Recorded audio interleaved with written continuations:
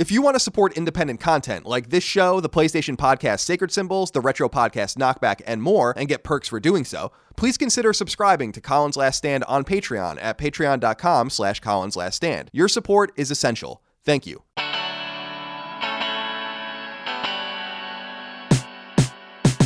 Game reviews are a fickle thing. They rest at a curious nexus of competing interests on the business end, what with marketing, publisher ties, and industry access potentially on the line.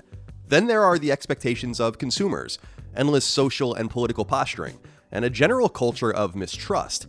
Is a hotly anticipated title really a 9.5 out of 10? Or is the giant splash page advertising the same game on the homepage a sign that the website is compromised and paid off? For as long as critics have been making a living reviewing games, accusations about their trustworthiness have raged.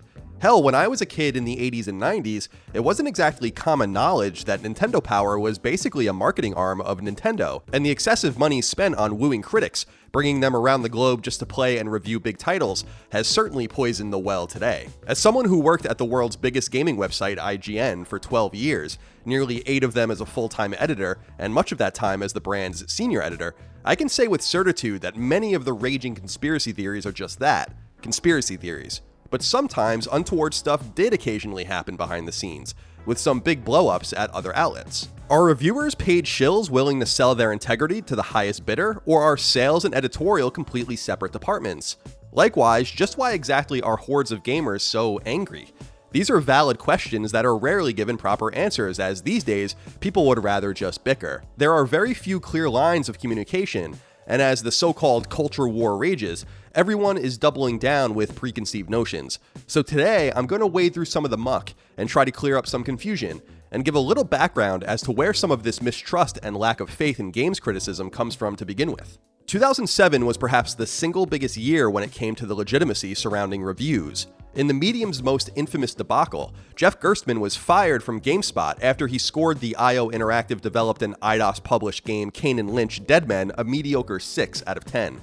At the time, little was confirmed, but rumors circulated online which seemed to suggest he was removed from his position after the company received external pressure from the publisher. Providing an extra layer for the rumor mill to parse was that not long before this cataclysmic event, the editorial staff came into conflict with its new management after a writer gave Ratchet & Clank: Tools of Destruction a respectable 7.5 out of 10. Sony, its publisher, took issue with the score and chose to renege on an agreement and pulled its ads from appearing on the site. This wasn't necessarily an uncommon phenomenon for a publisher's marketers to come into conflict with a publication's editorial staff and take such an action. In fact, one could readily argue that such a move speaks to the integrity of an editorial staff for not bending to the whims of a publisher, even after money is removed from the equation. But taken as a whole, this was a tumultuous time for GameSpot. With Kane & Lynch, however, GameSpot's higher-ups weren't prepared to lose even more ad revenue, as it's the lifeblood of any publication, and as to not risk displeasing publishers going forward, they essentially told the editorial team that they needed to be more conscious of the accuracy and impact of its scores. By the time Jeff's Kane & Lynch review rolled through, tensions were high and those in ranking positions caved to the pressure. It would take a few years, but Gerstmann eventually opened up about the situation and confirmed that his review did indeed lead to his dismissal. As he would tell it, management felt they couldn't trust him. It amounted to a calamitous situation that substantially breached the trust between GameSpot and its readers, and it's something OG gamers will always remember rather well. Around this same period, Electronic Gaming Monthly was going through a kerfuffle of its very own.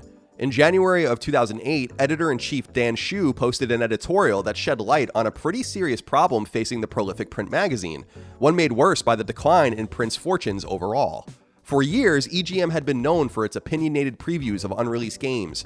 Writers didn't want to come off as mindless PR drones, rehashing the same talking points as everybody else, so they shared honest opinions about upcoming titles they had hands-on time with. This ultimately caused problems when Ubisoft took offense to a poor impression of Assassin's Creed 2, so the company decided to blacklist EGM. That wasn't all though, as Hsu also revealed how they'd been similarly blacklisted by Sony's sports department at Midway's Mortal Kombat team. This blacklisting resulted in a loss of ads, preview access, and review copies for upcoming titles. Candor was hurting the magazine's bottom line. Blacklisting is often waved away as conspiratorial nonsense, but it certainly does exist, and even yours truly has been on the receiving end of it. In 2013, when I was still a senior editor at IGN, I learned while at Gamescom that year just how petty a company could be. I was scheduled to attend a behind-closed-doors session of Castlevania Lords of Shadow 2, when I was told by a representative of Konami that neither myself nor anyone from IGN's US team would be permitted access, as they believed we gave unfair treatment to Lords of Shadow. The reason for the grudge, you ask? IGN had given the first game a horrifying score of 7.5 and gave their 3DS entrant into the spin-off series the poor score it deserved. Such blacklists have affected websites like Kotaku over the years, which at different times has been denied access by Ubisoft and Bethesda, sometimes for years at a time. Sony even blacklisted Kotaku for a time over breaking the news of PlayStation Home's existence way back when. And our very own crowd-funded outlet right here, Colin's Last Stand, is blacklisted by several prominent publishers, including Sony and Ubisoft, and grudges held by independent PR people representing smaller publishers and games have kept us locked out too. Infusing even more distrust into the system is an incident from 2012. Rich Stanton, who you may now recognize from Kotaku, was at the time a writer for Future Publishing, and in a blog post he blew the lid off of shady practices the publisher was engaging in. A notable example is that Grand Theft Auto 4 had been given a 9 by a critic at Edge magazine, but before it went to print it was boosted to a 10. When asked if he'd witnessed other shady deals, he said, quote, "Future will do anything to accommodate advertisers," end quote. Quite honestly, multiple videos could be dedicated to shameful practices the industry has been involved in throughout the years. From conflicts of interest like not properly disclosing relationships critics have with members of the game they're scoring, to just embarrassing performances within reviews themselves. A hilarious and notable example of the latter is when Dean Takahashi reviewed Mass Effect and complained about its difficulty, only for it to later come out that he forgot he could improve his character's stats by applying skill points. Yes, in an RPG, a critic forgot he could level up. Dean gets slack for it still, but he's not the first critic to bungle or misunderstand a game's mechanics, nor will he be the last. And it seems many critics aren't willing to voluntarily remove themselves from the review pipeline when they feel they are compromised, which is exactly what I did at IGN when I started getting close to people at Insomniac Games. It's why I didn't review Resistance 3 for what it's worth, an important call for us to make for optical reasons, even though I would have treated it exactly the same. Interestingly, when higher-ups asked me what I would have given the game before I knew what the score would be, I said 9. IGN gave it a 9. It made no difference, but we managed the optics. Naturally, there have been other notable controversies and theories of wrongdoing in games media and criticism. After the release of PlayStation 4's Death Stranding, famous long-running Japanese gaming publication Famitsu became inundated with accusations of overblown scoring after they gave the title a perfect 40 out of 40. People took issue due to its current president, Hirokazu Hamamura, appearing within the game. Nowhere is this disclosed within the review itself, but potentially most damning of all is that it was the third title he's appeared in that got a perfect score from the publication. Indeed, Famitsu has been accused for years, even decades, of inflating its scores and doling out ridiculous and sometimes bizarre verdicts, though that could be just as much a product of pure, innocent hype, and a mere matter of taste.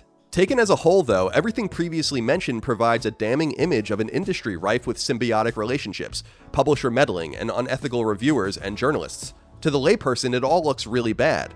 Throw in the current climate of activist journalism and its seemingly blatant disregard or even hatred for the very audience they write for, and it's easy for conspiracies and distrust to grow, especially when few writers ever come out to address such topics in a serious and educational manner. But are things really as bad as they appear? It's easy enough to pick and choose the bad stuff, but in reality, the overall picture is a lot healthier than the outliers may suggest, even if we don't know all of the stories of wrongdoing and shadiness. As I can attest from my experience serving as senior editor at the largest gaming website in the world, there is a staunch separation between the editorial team and the sales department. In for-profit journalism, this is colloquially known as a Chinese wall. I was never once clued into the ads that would run on any given day, or what ads would accompany a given article.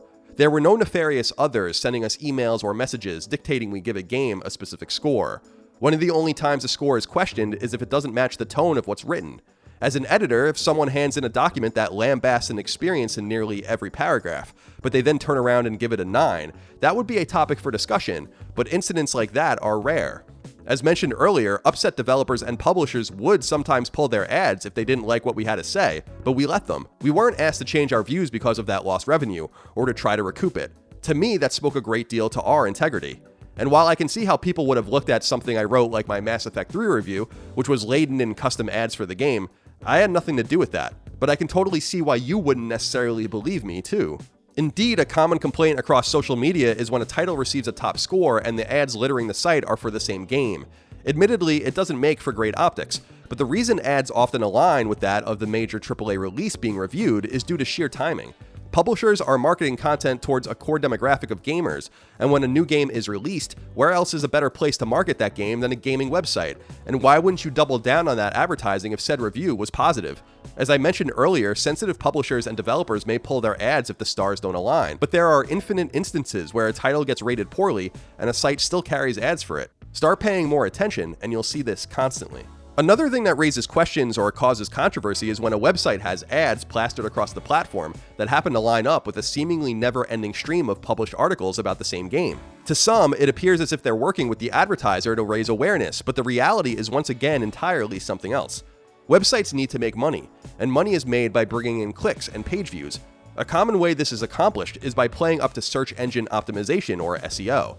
Outlets are going to have guides, op-eds, gameplay videos, news pieces, and reviews because they're trying to cash in on Google and on an audience's inherent flash-in-the-pan interest.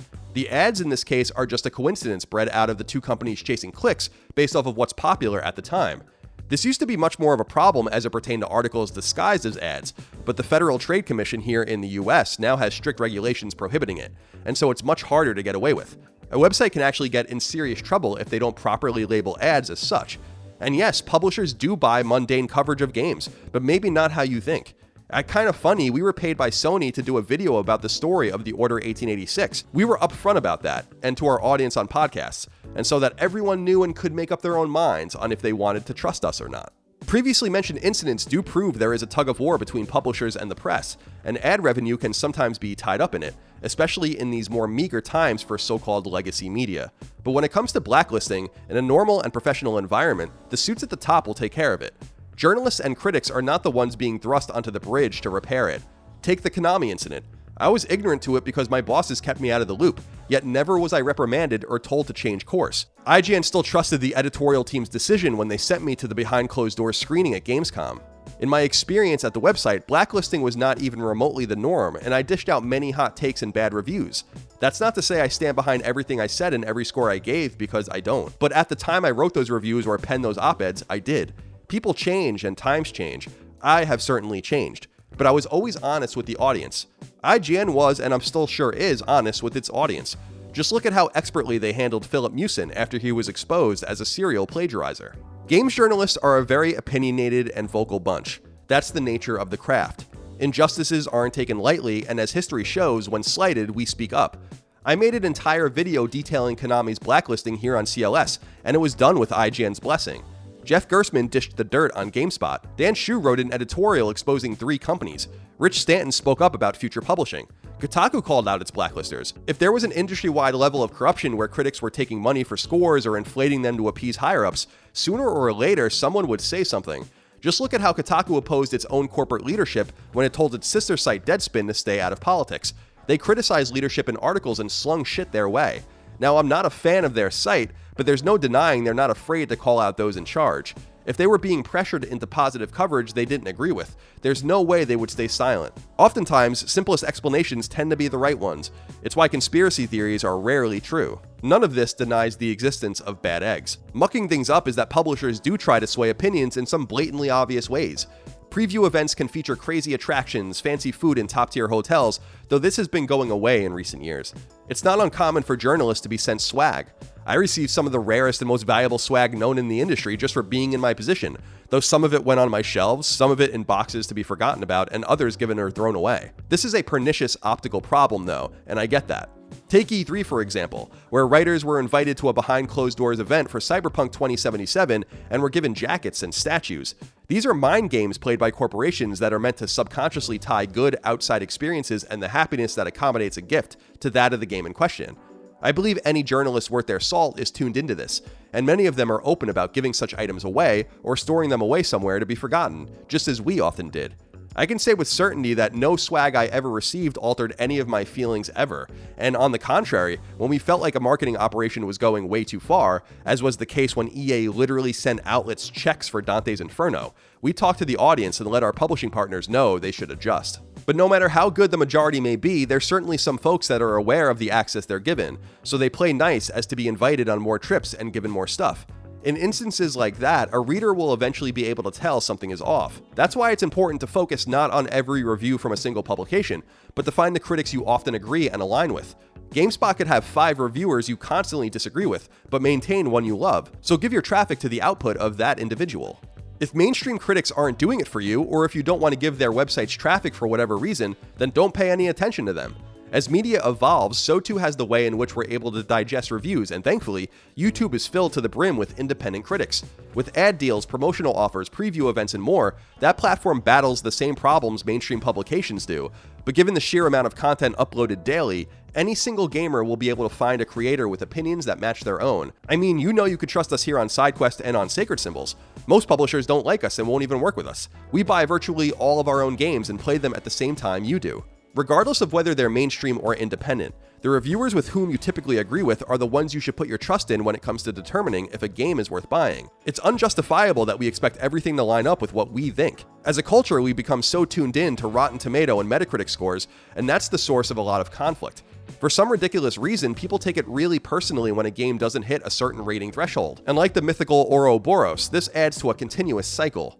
Lots of internet users will complain that mainstream reviewers are hacks and their words shouldn't be taken seriously, yet they'll then refuse to buy a game if it doesn't hit a 90 or higher on an aggregate site. If there's one thing that's clear in all of this, it's that publisher meddling is most serious when it comes to game reviews, which is where the financial stakes are highest for both sides, as publishers want to sell their game and outlets want to churn readers, viewers, and listeners. If you really want to enforce positive change throughout the industry, stop caring about aggregate numbers altogether. For starters, developers get punished in sales because people take scores way too seriously. But that aside, it's the prevalence of scores that is causing a ton of problems, and in ways you may not consider. Say what you will about Kotaku, I certainly have a lot to say, but they eliminated review scores, and it should be a trend followed instead of ignored. Publishers watch scores as if they're hawks eyeing prey. They even pay for often retired or freelance critics to so-called mock review their games, so they know what they might expect and can plan accordingly. Scores influence marketing and development costs. Games might not get greenlit if it's predicted they won't reach a specific rating. Developers won't get bonuses if a threshold isn't met. And people working in PR face job evaluations because of it. The latter has led to questionable actions by those working in public relations. Reporting for IGN, Keza McDonald wrote, quote, "I've been told stories of PR executives working on particular games being directed to specifically target these smaller sites in the hopes of raising the average score and covering up less enthusiastic reception from the big outlets," end quote. The ways the targeting happens is more than likely via the same means they target bigger named critics. Invites to exclusive events, a promise of future review copies, or hip swag. Just being in the in-group could work. Diminishing the prevalence of Metacritic throughout the gaming medium, while nice in theory, is at this point an unattainable goal. Although perhaps putting less weight into it overall and focusing on a few trusted sources would still go a long ways towards stymieing a lot of the reactionary rage aimed at publications that take an alternative approach to their coverage, as no doubt providing the most drama to the current state of affairs is the politicization of the medium. It's probably safe to say that the average gamer just wants to know whether a game is good and worth shelling out funds for, but in today's painfully one-sided and activist-minded industry, reviews in many cases have become something else entirely. When reviewing Monster Hunter World's newest expansion, Vice went into a diatribe against colonialism. When they were formerly known as Waypoint, they outright refused to cover Kingdom Come Deliverance because of its lack of diversity. Historical accuracy be damned. Eurogamer spent the majority of its Dead or Alive 6 review ranting about female objectification. When reviewing RimWorld, PC Gamer complained that its trans stories were cis-heteronormative, ignoring that they were actually written by trans Kickstarter backers of the game. There are countless other similar situations, far too many to list. You get the idea. Not everyone will want to hear this, but those critical pieces all have a right to exist. Everyone who clicks on a review link is looking for something entirely different than the person who came before. If you're religious, you might go to Christ-Centered Gamer to discover whether a new release is morally aligned with your belief structure. Those going to Vice probably want to see if a title is politically representative enough. Readers heading towards a mainstream outlet like IGN just want to know if something is simply fun to play. If a publication has a history of pushing views you strongly oppose, why give them clicks? Especially when clicks lead to money. Let the market do its thing. From my perspective, it already is. That's why you're here. In a world of endless opinions, no one is necessarily right or wrong. What is wrong is the resentment we've all built up towards those who think differently than us. Gamers and critics need to stop hating one another. For gamers, that means acknowledging that not every writer is a corrupt shill pocketing advertisement money for their publication on the side.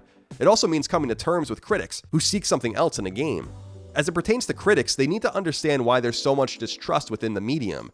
If conspiracies or accusations are being leveled your way, don't downplay or write them off, but try to educate your audience as to why something isn't so. The history of gaming is full of publisher misdeeds, publication shenanigans, and public relation nightmares. Don't ignore that history. Rather, embrace its existence and endeavor to change it for the better.